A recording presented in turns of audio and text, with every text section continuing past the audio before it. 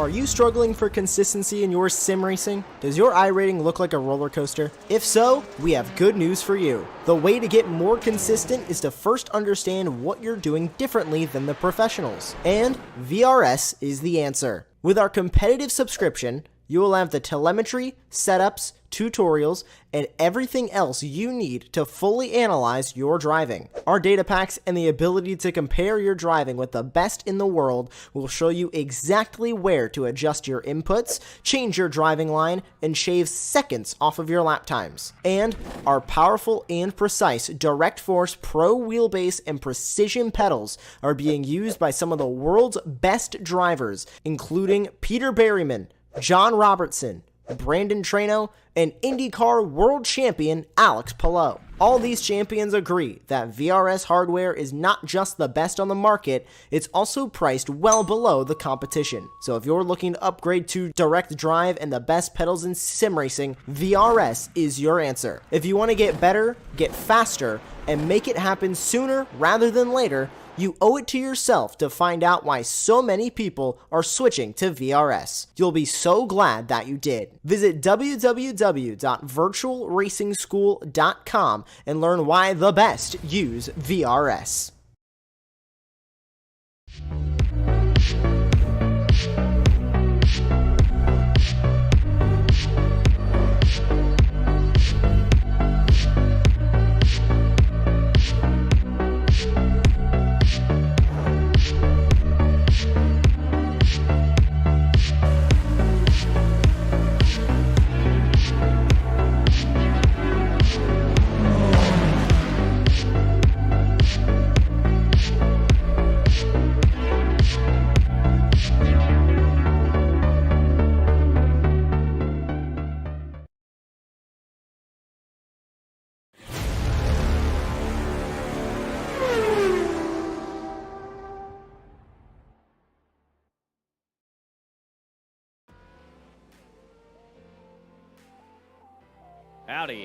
Howdy, everybody, and welcome to the iRacing Formula 3.5 Championship here for round 11 of the Formula 3.5s here at Okayama International Circuit. And, you know, this is a track in the hills of Japan that is just classic in every which way, in and out. And, you know, some of our drivers' faves, some of our drivers apparently first time driving here. I highly don't believe that, but this is going to be a lot of fun. I'm Austin. I'm joined by Adam Hatfield with Dennis Branch, and you're here live watching Apex Racing TV.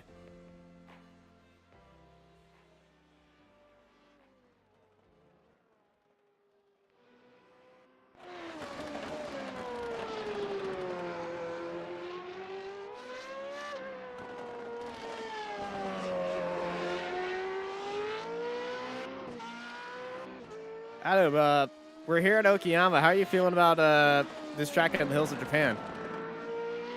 All right, Austin. Hi, Dennis. Joining us in the box. Yeah, I'm looking forward to this one. A few weeks ago, I was commentating on the MX-5s here, but this is a whole different ball game. I've got some fast, hot open wheelers tonight in the Formula 3.5 series. Yeah, I share your suspicion of any driver on iRacing who says he hasn't driven here before. This is an absolute staple of the iRacing service. I imagine most of the people joining us tonight will have been doing 1,000 laps of this track during their stay with iRacing. I imagine everyone knows every curb, every nook, every cranny of this circuit. So I'm expecting some close racing tonight. That familiarity should breed close racing throughout the pack.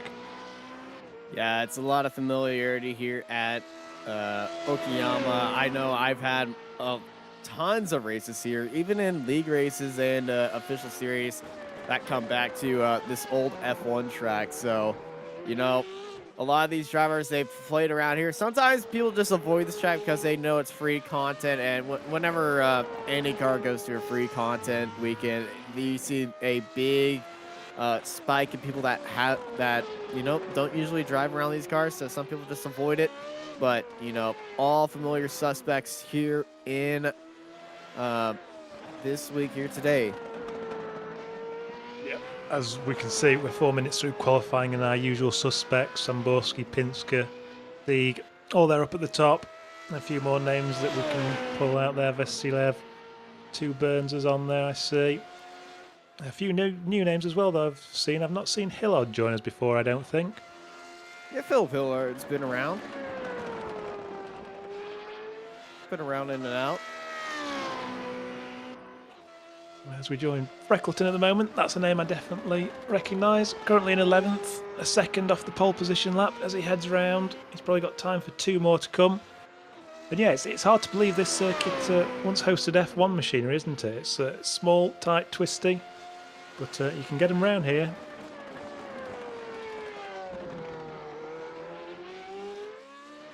As we see an example of just how tight and twisty it is there. Turn 5, the hairpin right at the end. These cars right down into second gear. Full lock on the steering. There is a little bit of camber there that can just sort of help pull you round. Join Ponick now in the final sector. 2 more corners to go before the end of his lap. Oh, and he's abandoned it straight into the pit lane. Not sure why he didn't go for another lap. Well, he's already done 2. Oh yeah, he's finished it too, hasn't he? He's done his 2. He's just doing the in lap.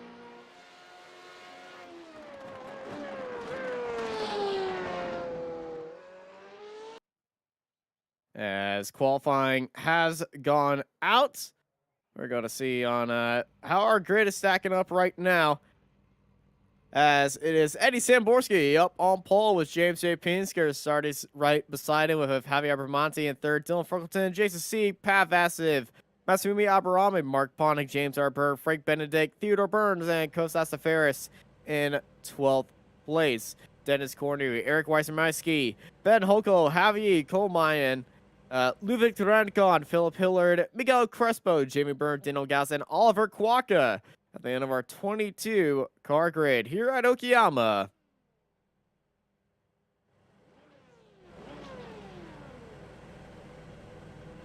Yep, now we wait.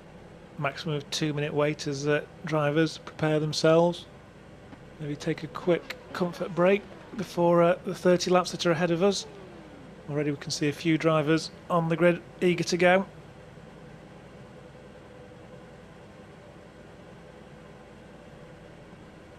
So we're all lined up and getting ready to rock and roll here at Okayama. Most of our drivers are lining up. I'm still waiting for our front row here, but we're in the hills of Japan, a bit farther away from Okayama than you would expect to be in Okayama. It is in the prefecture of Okayama. I need to talk to Marco on what it actually is. State, prefecture, county.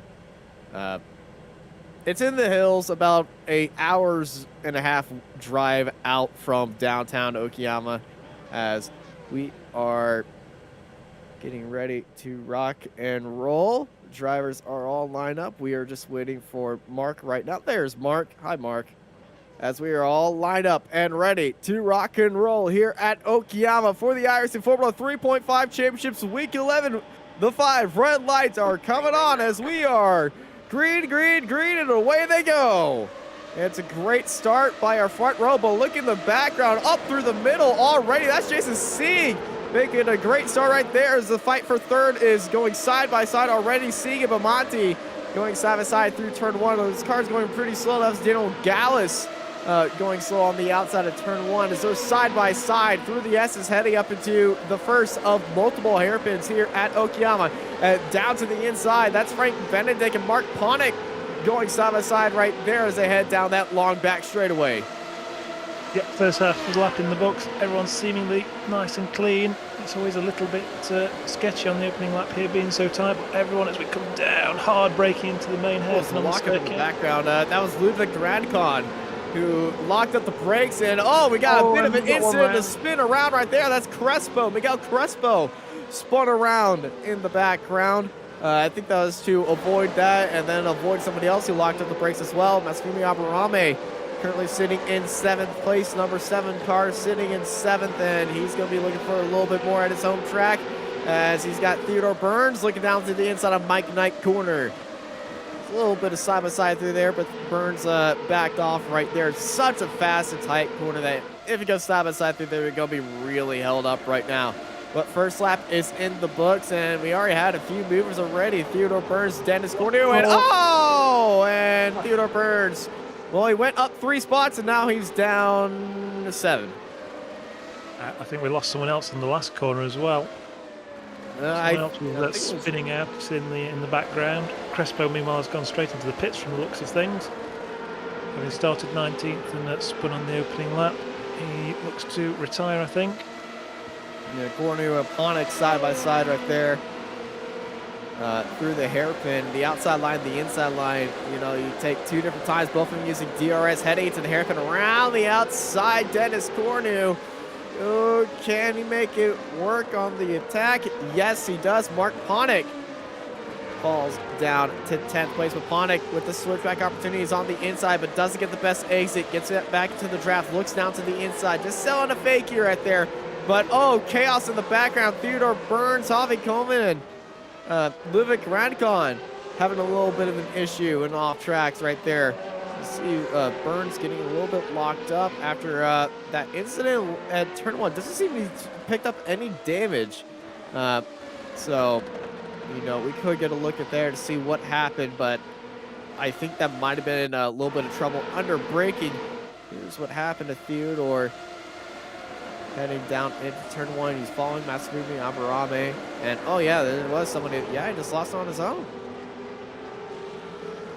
And somebody was sliding through the final corner last time as Javi Coleman is now in the pit lane.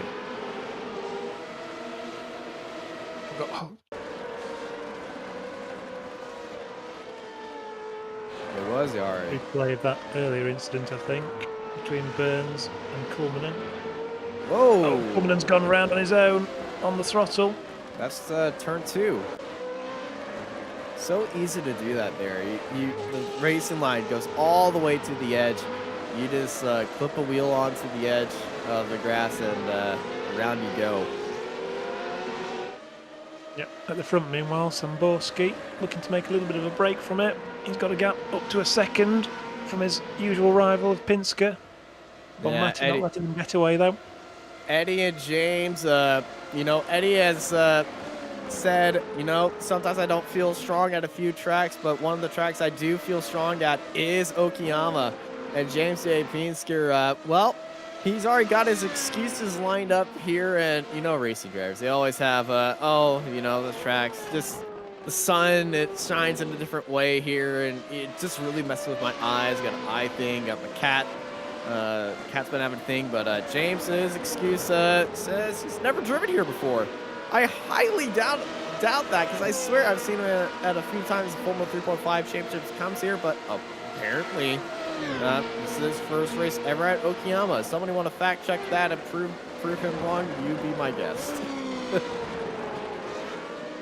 Yeah, someone can go trawling back through the records. We've got more important things to do as we join Eric Warimski in the middle of the pack at the moment, 13th place.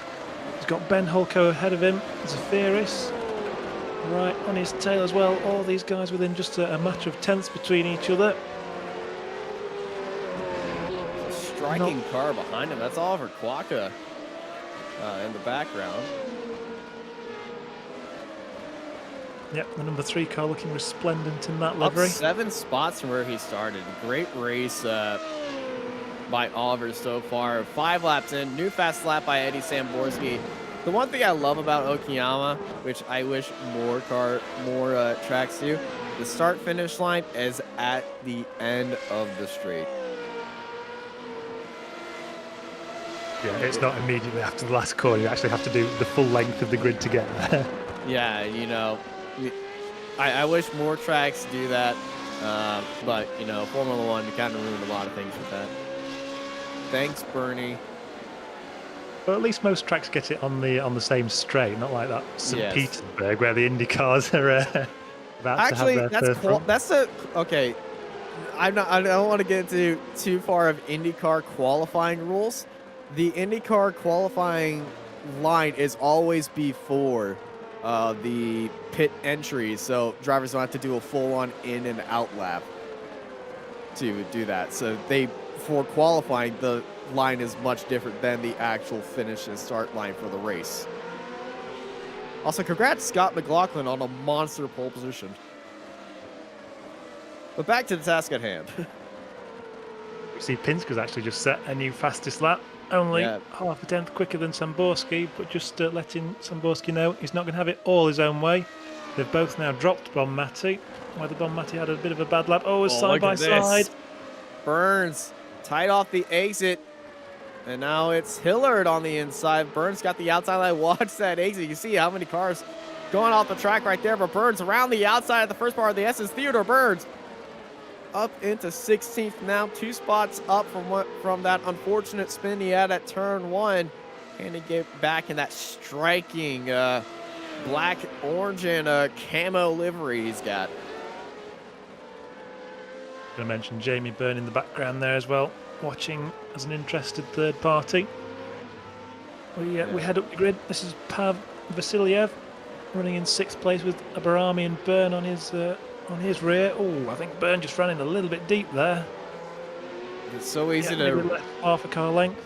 So easy to go pretty deep in that corner. The sector 3 is pretty much 3 hairpins stacked on top of each other, and you know, it's very slow speed and very easy to lose the back end of the car out.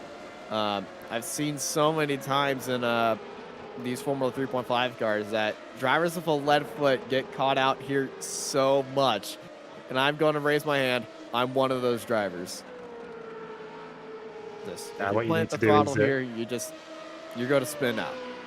Yeah, keep to the lower pad stuff. Touring cars and MX-5s. Keep to the commentary booth. Got it. We're back with Mark Ponick in his race-long battle with Dennis Cornu.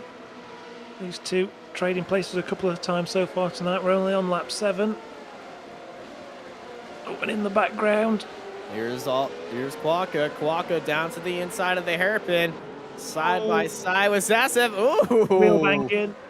Wheel banging, a little bit of a lockup for Kwaka mid-corner, and I think both of them just put it a little bit too deep right there. Seem to have got away with it though, luckily enough. I don't think they made contact. contact. I don't think they made contact. I think both of them just went pretty deep in that corner. You can see walking down. Oh no, they definitely made contact. That was actually contact to his right front of his wing as well. I'm wondering if he's got a little bit of damage. That's Zephyrus, if we can see from the front. Zephyrus. Yep, that's Ben. Yep. Yeah, that is definitely Ben. Zephyrus would not be happy about that. Quokka did lock up the brakes, got pretty loose right there. And now Zephyrus is going to be struggling around these corners as that is Theodore Burns on his tail end. Lucky thing about iRacing, you don't have to guess if you have wing damage now. The iRacing crew chief will let you know you've got wing damage. And, mid-corner lockup by Zephyrus. Here comes Burns. Burns got a great run through the corner. But Zephyrus is in the draft of Quokka. But Burns right on his side by side. They go. Heading to the hairpins. Deep onto the brakes goes Theodore Burns. And Theodore Burns up into 15th now. He is on the gearbox of the biggest mover so far in this race. Oliver Quokka started last, and now he's going to have to face up the biggest mover in one lap, Theodore Burns, who gained 3 spots at the end of lap 1. And he had an amazing start. Both these drivers did, but Burns unfortunately had that mistake. New fast lap by Eddie Samborski. James J. Pincer staying in that 1.6 second gap to Samborski, just outside of the draft right there. Eddie and the rest of the DFR crew sporting the new Downforce team liveries with each personalized color and that camo paint on there. And Eddie was talking about the paint and the new speed juju that it brings, and we're definitely seeing some of that right now. Now, sometimes if it's the day you get it, sometimes you have to break it in. They didn't get the win last time, but you know, Samborski is up in the front now. Here comes Burns on Quokka. Burns down to the inside. Bit of a lockup right there, almost making contact, and Quokka doesn't make a lunge down the inside. Theodore Burns up into 14th now. Yeah, I'm surprised at Quokka, to be honest. He made the move on Zafira, obviously with a little bit of a hip check to seal the deal, but he hasn't run away then. He's very much holding this pack up from the looks of things. Burns now makes it through, sets his sight on Wierzynski ahead, a couple of seconds up the road. I'm slightly concerned for Zephyrus, obviously, with his very noticeable damage on the front wing. He's going to be carrying that for the rest of the race. It's going to make him vulnerable to any driver behind with half an idea of moving up the pack. Yeah, I don't see any damage on Quokka's car, so, you know, sometimes it just shows you the gap of skill level in this car that we get here in the top split. SOF is at 4,400 right now, so pretty stacked SOF, but, you know, when you get to the regulars of this grid, you're going to start seeing a few drivers who just have that extra little spice and pizzazz. And if you look at the last laps, Eddie Samborski and James A. Pinsker, they're the ghost chili peppers of Formula 3.5 drivers. Side by side they go. As Hillard is a Ferris goes side by side. Hillard down to the inside. And Hillard up into 16th. Zephyrus carrying that wing damage. Definitely going to be a little bit drag. It's not very big wing damage, but it is still wing damage. And it's still going to be hurting him. But Samborski and James A. Pinsker, ghost chili pepper, out of this world. And then I would say about from Bamonti all the way to Theodore Burns. What's a hot pepper? Scotch bonnet, maybe? That. Yeah. we'll get the Scoville chart out and we'll start it. We'll start putting the drivers up against it. I actually have a Scoville chart in my house. Though it is from 2000 and it's a giant poster. Anyway, and then down from Quokka to, I would say, to the bottom, we'll put everybody else at a spicy salsa. They're so fast, incredibly fast drivers on their own. It's just you know, the more time that you put into this car, the faster you be. And we see a lot of these drivers get extremely fast. Now, we have seen Dino Gallus and Javier Coma and Miguel Crespo get pushed down the field from incidents. And they're putting down pretty spicy times as well.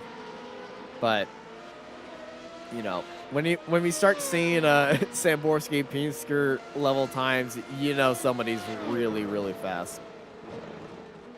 Yep. Speaking of spicy, a couple of drivers have just set their fastest laps. Jason Sieg and Freckleton, both in the 117 flats.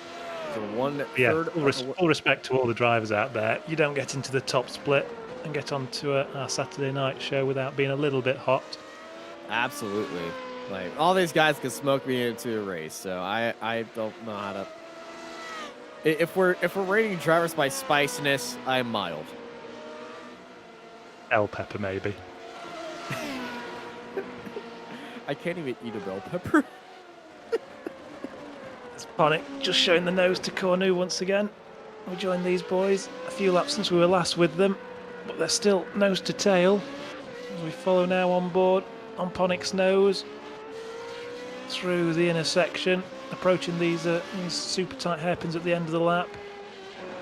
Whoa, a little bit wide. Yeah, Cornu overshot that one a little bit. Doesn't seem to have cost him too much, thankfully. He's got a little bit wide and upset right there. Dennis closing in on him. James J. Painter for new fastest lap. Gets down to that 1.5 second times. The Ferris is off the track, though. Well, if he had wing damage, he had more wing damage right there. And that is completely gone. Now, did he attempt an overtake right here? Look down the inside. And, he got up onto that inside curb and power metal. Little bit of a hop, skip, and a jump, and there goes the wing. Yeah, clearly the aesthetic of the bent wing wasn't his taste anymore. Yeah. As Masfume, a little bit of a fakey look down to the inside of Pav Vasviv. Pav goes pretty deep into the corner off the exit, trying to defend that inside line, but Masfume Abarame, he's got a good run. It's home track, a little bit of a short shoot heading into the next hairpin. Can he try to force a mistake right now for the driver of Japan versus Pav Vasviv? From UK and I'm not sure exactly where in UK and I Pav is from. But Masumi Amarame, he's got that long front straightaway to his disposal. Now, you won't be seeing most drivers using DRS down the straightaway because the back straightaway is actually longer than the front here. Yeah, it's a far longer straight, isn't it, with a much bigger braking zone at the end of it. So if you're going to make your move, that's the optimum place to do it. These two slightly off the back of Freckleton now and Sieg, getting a little bit disjointed from the podium battle, unfortunately for them. And we've already seen a few drivers use their DRS going down the straightaway to fight off each other. I believe Oliver Quacca was one of the drivers using his DRS down the straightaway. And I think that was the incident with Zafaris. Where both of them might have used their DRS and they've locked up. This is Javier Bamonte leading the charge in third place and pretty much leading this train as the front two super spicy boys are 7 seconds ahead of him. Yeah, Javier's doing a nice job in third there. He's keeping clear of any danger from immediately behind, just running his own pace. At the front, I'm very interested to see if James Pinsker can pull this gap in. He's It within topped the out draft. around, He's starting to catch around the draft 1.6, didn't it? Yeah, he's starting to catch the draft of Eddie Samborski. Last lap was 1/10, and the last 3 laps he has been gaining on Samborski right now. He's just been measuring his tires and waiting for the right moment halfway through the race last time. So James is in that draft range of Eddie. He's been giving me specific figures on how far the draft affects these cars. He was saying about 1.4 seconds is the point where you're starting to get a little bit of a tow from the car ahead. And if he could just keeps improving that time is going to get closer and closer and closer. Speaking of closer and closer and closer, Theodore Burns getting closer and closer and closer on the gearbox, going down to the inside. Side by side they go into the hairpin. Theodore Burns looking for 13s, and he's got it right there. But on the switchback right now, here comes Eric, just going a little bit deep. And Theodore Burns able to swing it around the outside. Eric might have gotten a little bit too hot under the inside right there. It might have made a little bit of a misjudgment on that overtaking again. I don't think they made contact, but he definitely got on the binders, realizing that if he didn't, there was going to be contact. Yeah, our driver in the number 11 there, he had the high line coming into the 90-degree left there, just couldn't carry any speed through it to the second apex, unfortunately, and had to back out. Pav getting a little bit off track in the S's here. Here comes Masumi Aburame carrying the speed through there. Pav holding him off on the inside line. Good defensive block right there, but just getting into the grass through the S's. That was at the exit of turn 2, entering into turns 3 and 4.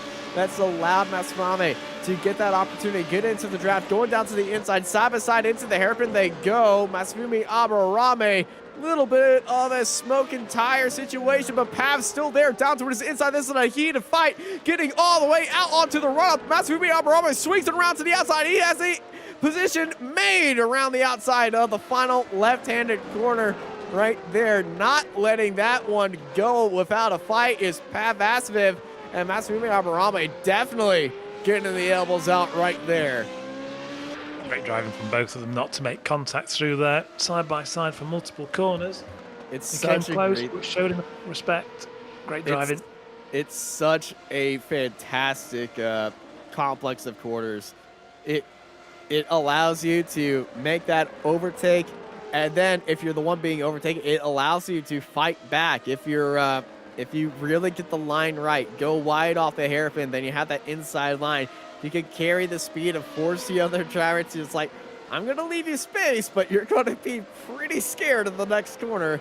And if you're on the outside line, you know you're going to have the speed off the exit of both the corners to really punish the driver on the inside. And it's kind of a mind game if you get into those situations. But I'm going to tell you one thing, it's amazing to watch. Yeah, great work from the pair of them. James Byrne now looking interested. We go back to Ponick and Cornu.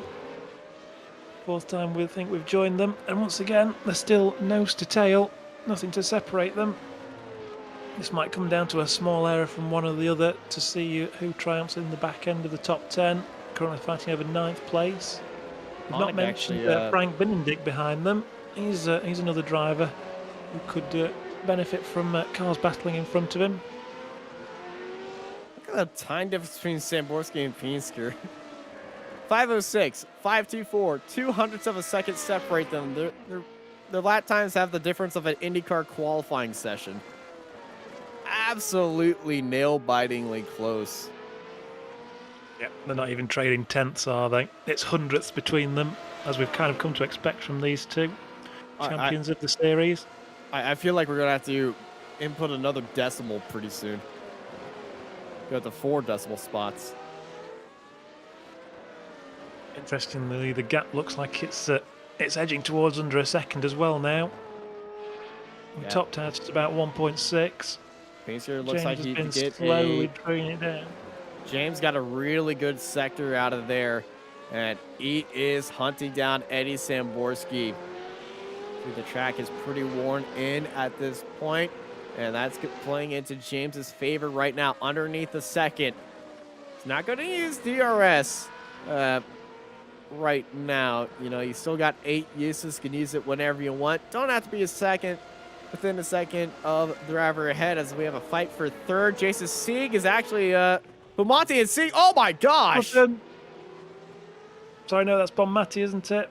Yeah, that's Bumonti. And I think Jason Sieg is on the other side of that incident as well, as they both towed towards the pit lane. As here's what happened right there.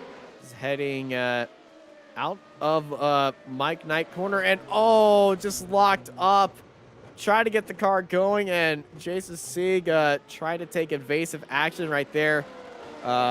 the slide and recovery, and unfortunately nowhere to go for Jason Sieg. Javier Bamonte missing out the back end, and now missing more than just the back end, and now both are in the pit lane. Side by side for Byrne and Cornu. Cornu on the outside, James Byrne, not Theodore Burns. James Byrne on the inside, now James Byrne on the outside. And yeah, round the outside of the first of two left-handers. James Byrne up 4 spots into 5th. Yep, Vasiliev gains 2 from that accident and then loses 1 to James Byrne, unfortunately for him. Freckleton now takes control of the 3rd place, final position on the podium. Bonmati, I think, did the classic thing of started to lose it, decided to jump on the brakes to try and get it back under control, moving in a controllable direction, and then before he could move away from the accident, Jason Sieg, a little bit unsighted, I imagine, through the double right-hander and slammed into the back of Bonmati, both of them, unfortunately, out of the race.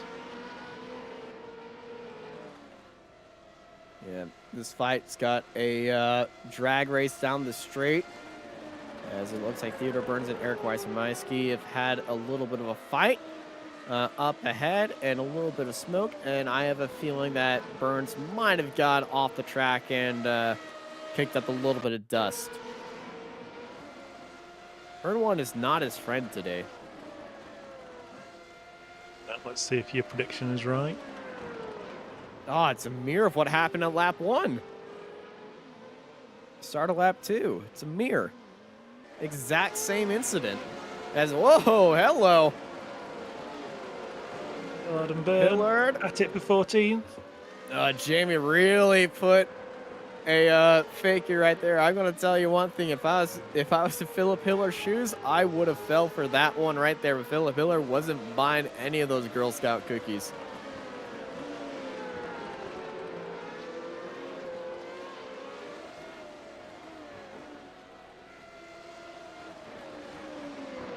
James Arburn up ahead of Pav. That's able to stay with him, but these two have been pretty much inseparable for most of this time. Look at their laps; it's pretty identical too, as well.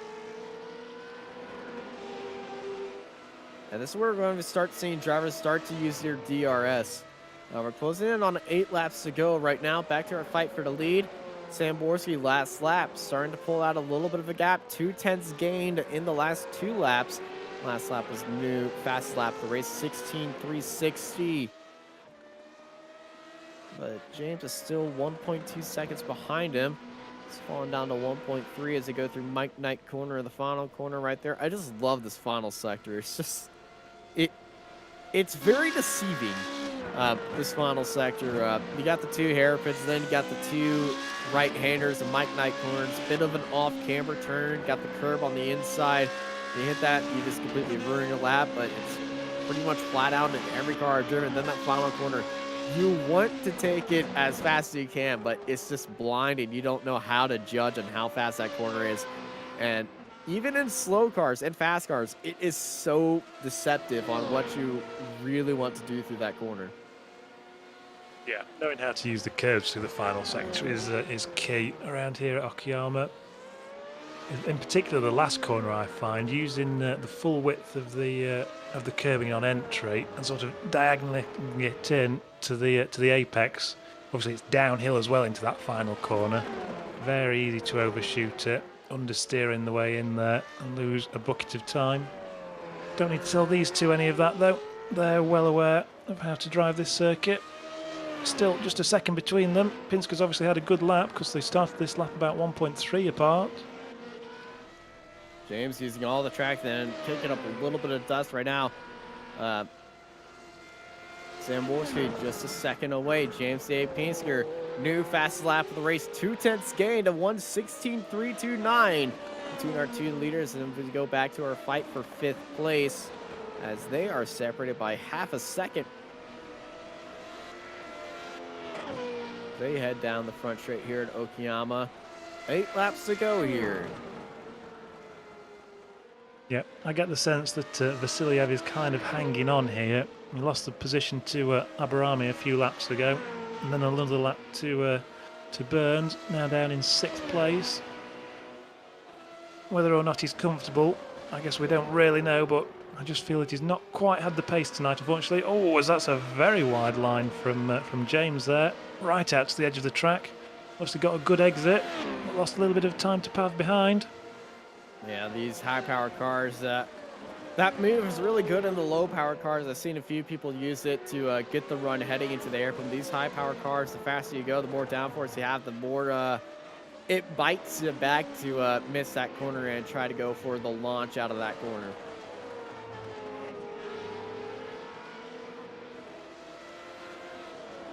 As Ponick is in a little bit of a sandwich right there. He's got Frank Benedict right behind him and Dennis Cornu ahead of him. Eddie Samborski with an immediate reply to James Pinsker. New fastest lap of the race on the last lap. That's a monster of a time too. 3/10 gained by Samborski. James Pinsker was 2/10 behind him, and well, pretty much lap 22. He lost 2/10 to Pinsker. Lap 23, he gains 2/10 to Pinsker. And now both these drivers going to be using DRS. Eddie using DRS right there to maximize the speed down the straightaway. This is where it's going to be in hard mode for pretty much James Pinsker. If he wants to gain on Eddie Samborski, they're both going to be using DRS. So pretty much the DRS, the draft that he is using, he's going to have to maximize it. It goes deep into that corner as Cornu and Ponick going side by side. Ponick on the inside, Cornu on the outside. Cornu, he's set up on the inside now, side by side they go. A crossover move right there. Dennis Cornu does not, well, denies Mark Ponick on 7th place right there. But Ponick still wanting a little bit of that pie, forces Dennis to go out a little bit wide. And here comes Mark. Mark definitely in the head of Dennis Cornu with that setup down the inside as they fly through that final corner right here. And well, Cornu is putting on the afterburners right now. You can see how much he pulled away from that overhead shot. We head into turn 1. Yeah, Mark doing a good job of getting into his head there, moving around in the mirrors. Just distracted Cornu for a split second, overshot that corner.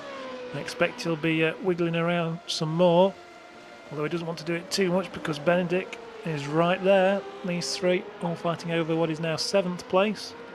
Yeah, Frank has been pretty silent throughout most of this race, so I'm not going to be surprised if we're going to be seeing Mark throw a little bit of dummy and get caught with his pants down as Frank makes an overtake to capitalize off of that aggressive stance that Mark's taking.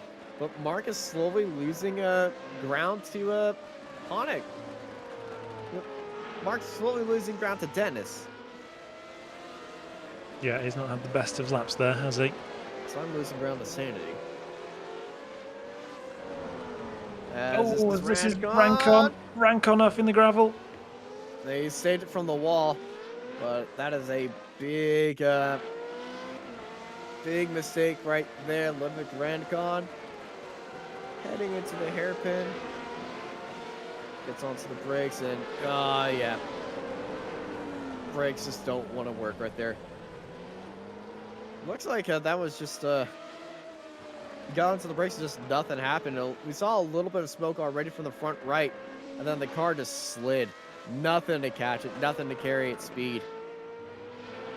Yeah, the track falls away on the inside there, so the locked inside is sort of a natural result of braking too deep and too hard.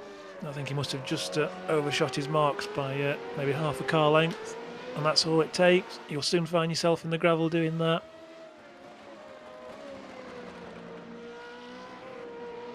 Theodore Burns has entered. I gotta say one sentence. One new thing. Theodore Burns has entered extremely spicy territory. Just put down a 116. Only other driver outside of Masafumi Aberame, Eddie Samborski, and James A. Pinsker to go into the 116s. Yep, he'll be wishing he'd done that in qualifying, won't he? Oh, Livik Rancon is apparently on new pedals. Well, that's one way to break them in.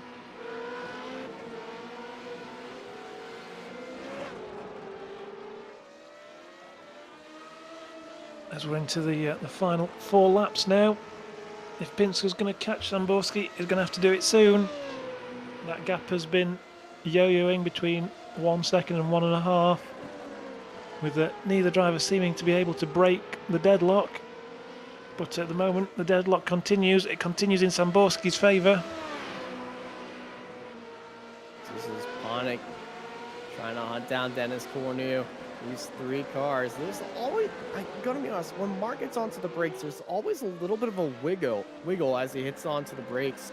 Especially at the end of that straight. His car does a little bit of a wiggle underneath the braking. Watch his car next time into a braking zone when recovering him.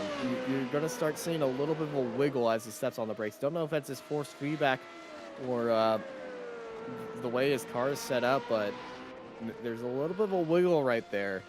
And I'm starting to see it right now. I'm not sure if that's the car just getting lighter and the setup just adjusting to that or something else, but there's a little bit of a wiggle right there, and that might get into a stronger vibration. Now, I don't think it will be causing him a incident or anything. It's just something I've noticed.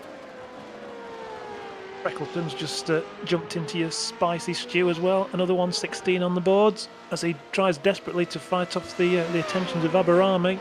Did Aberami and Freckleton put in the exact at the same time last lap? I think just about, didn't they? Yes, they did. That is amazing right there. Exact at the same time, down to the 1,000th between them two. Yeah, where's that 4th digit you were asking for? Yeah, we need that 4th digit right there. That's impressive. As we're on to the white flag lap. Second, 2 laps ago. Sorry, second 2. Yeah. Don't fake me out. I don't want to call the finish with 1 lap to go again. Still, it's better to do that here than out on track. Although it does appear to be increasingly likely that we know our winner. I don't want to jinx it for him, but he's been there the entire race length. And he's managed to keep James Pinska. Aberami's off the track. Aberami is off. And Aberami is slow. That's coming. Oh, that's a lot of wall contact right there. Masumi Aberami into the wall, is falling down to 6th place. Here is Aberami trying to chase down Dylan Freckleton. They're extremely close to each other heading into turn 2, and oh, he's just hit that inside curve and bam! That's the entire right side of that car absolutely messed up, and yep, there's a little bit of crabbing going off that car as well. He's got Cornu, Ponic, and Benedict, 3 drivers who love the opportunity to gain another position. You know, if I was Mark Ponic, I'd be seeing this happen and just be like, this is my chance to go. Samborski leads them on to 1 lap to go. White flag is in the air. 1.2 second lead to James J. Peens here right behind.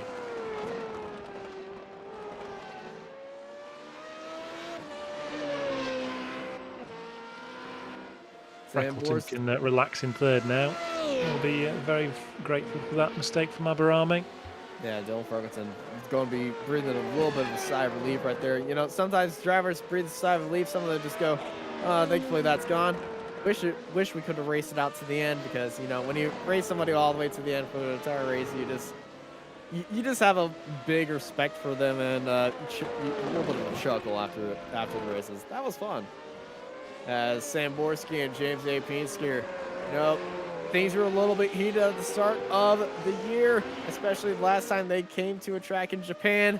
Well, they buried the hatchet right now, and this time the ball goes to Eddie Samborski's side of the court as he takes the checkered flag and the win here at Okayama. It's Pinsker follows him home. Burns and Weiser Meisky in the fight for 10th place. Oh, Theodore Burns is off the track with Eric Weismeiski. There's Theodore Burns going a little bit slow. Did him and Eric have a little bit of a tussle? Because he's fallen down the field a lot since the hairpin. I don't see any damage on the car, but he's got pressure from Oliver Kwaka right behind him. Dylan Freckleton takes third. Dylan Freckleton takes third, followed by Byrne, Vasiliev, Aberave, Cornu, Ponick, Benedict, and Hoko, your top 10. As this is Theodore Burns defending for Kwaka. Kwaka, last chance opportunity. He's got a good opportunity out of the final corner. It's going to be side by side as they cross the line, but it's going to be Theodore Burns just a bit ahead of Oliver Kwaka in 12th. Kwaka in 13th, followed by Hillard, Bird, Gallus, and Randcon, your top 17. Coleman and Crespo finish a lap down with Bamonte, Sig, and Zafaris being registered as out. But all eyes are on the #1 downforce racing car of Eddie Samborski. And it was just a massive gap to the rest of the cars outside of James JP. So the top two just in a league of their own this season. Yeah, it's as much a reward to their status. That gap 20 seconds from the rest of the pack. We did lose a couple of drivers, obviously, as there are results up on screen for you now. Edward Samborski takes yet another win for downforce racing, managing to see off James Pinsker for the entire length of that race. Those two never more than a second and a half apart. Dylan Freckleton comes home in third, finishing out the podium from James Byrne. Pav Vasiliev in 5th place from Masfami Aberame. Managed to crawl that damaged car home over those last 2 laps to claim 6th place. Dennis Cornu, Mark Ponick, and Frank Benedict come across the line in the space of a blanket over the 3 of them, claiming 7th, 8th, and 9th from Ben Hilko in 10th place, who I think had something of a lonely race, unfortunately, at the back end of the top 10 there. Eric Worozimski in 11th place from Theodore Burns, Oliver Quokka. Philip Hillard comes home 14th place, and Jamie Byrne, Daniel Gallus, and Ludovic Rancon rounding up all the drivers on the lead lap. Behind them, Yari Kulmanen in 18th place, Miguel Crespo, Javier Bonmati, Jason Sieg, and Kostas Zafiris rounds out all 22 cars. Those last few cars, unfortunately, coming to grief, as we saw during that race. Yeah, it was a very good race throughout the field by a few of our drivers. A few drivers have had ups and down days, Theodore Burns being one of those drivers. Harry Colmayan is also one of those drivers, but somebody who's had a up and up day, pretty much no mistakes throughout the day, is Eddie Samborski. Eddie, how was that race today? Oh, that was exhausting. Yeah, I mean, It gets tiring when you have James on your heels the entire time, isn't it?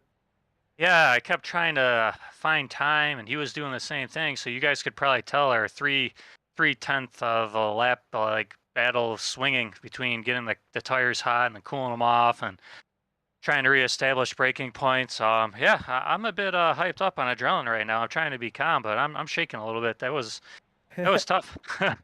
Well, it's the third time you've raced each other here at Japan, and whenever you two come to Japan, something always happens. But this is the race that, you said heading into this round that you've kind of buried the hatchet since the last time, since Twin Ring and Suzuka, and now things are good between you two. And to see a nice race between you two that was close throughout most of this race, how does that make you feel? It was nice. Turn 1, it was always going to be tricky. Not knowing where to brake and how aggressive the other drivers are going to be. So I think it was very nice on James not to try to go for, I don't want to call it a dive bomb, but an overly optimistic move into turn 1 in front of the field. Yeah, exactly. It was good, smart driving. And whoever I think led through turn 1 was probably going to win. I mean, I don't think there was much in it apart from a couple of mistakes we had, and the ones that we did were pretty small. I mean, there was nothing major. I had a few oversteer moments. I don't know how engaged you were with the rest of the field. I don't know if you caught any, but there was a couple of times I about put myself in the pit lane. But I mean, yeah, it's good. It's nice to see the series actively trying to not end each other's races for no reason. And I'm not saying it's okay to end races. I'm just saying that it's better when everyone's on the same page and be like, yeah, you're right, I shouldn't have done that kind of thing. Yeah, it was a very clean race between you two. Next week is the last race of this season. It's at Interlagos, as it always should be. Are you going to be attending Interlagos? And don't worry, the sinkhole's been patched. Don't worry. Yeah, I'm sending the competition for the sinkhole. Hey, they hit it, it's their fault, right? They know it's there. No, I'm just kidding. Don't do that. If they hit it, they really missed the quarter. Yeah, that too. It's going to be an incredibly tough week. I need to learn Road Atlanta. I am not very swift in there. I need to learn that in the PM18. And then I need to, at the same time, drive a car that's completely polar opposite and be just as fast at Interlagos. So I've got my work cut out for me. It'll be a whole lot of me logging on to iRacing, secretly driving. And I'll give it my best effort. We'll see what happens on the day. I mean, I felt pretty bad earlier, and I ate dinner, and I calmed down and did a little, I don't want to say yoga, but just kind of calm myself down. I was like, listen, man, you know how to drive, just do it. And whew, it helped, because there was nothing in it in qualifying. Well, hey, whatever you're doing certainly worked right there to come home with the win. Before I let you go to do a lot of secret practicing for these upcoming 2 races that you're looking forward to, anybody you want to thank?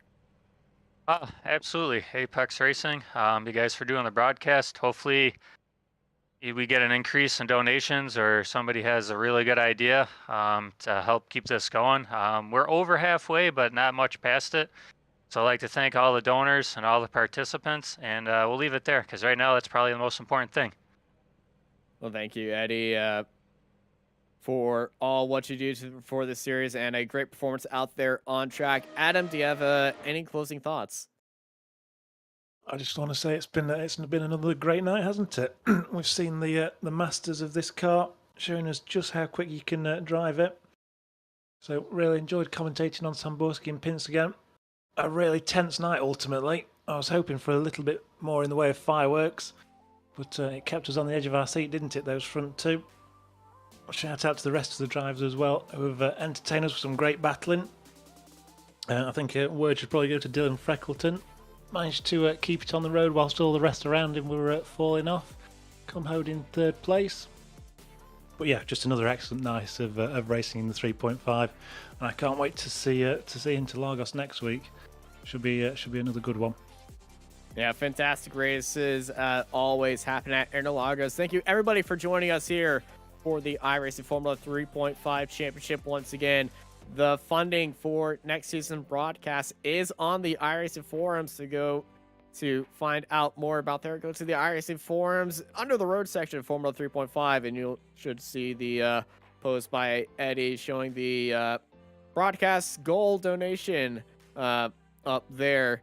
And as Eddie said, we are over halfway to continue the broadcast happening into next season. This broadcast has been a part of Apex Racing TV for over 2 years now, and it certainly has its home here on Apex Racing TV. So I really want to. I have a massive bias towards the series. I really want to see it continuing. So if you feel like seeing more Formula 3.5 action here on Apex Racing TV, you know where to go. Thank you everybody for joining us here for the Formula 3.5 Championship here at Okayama.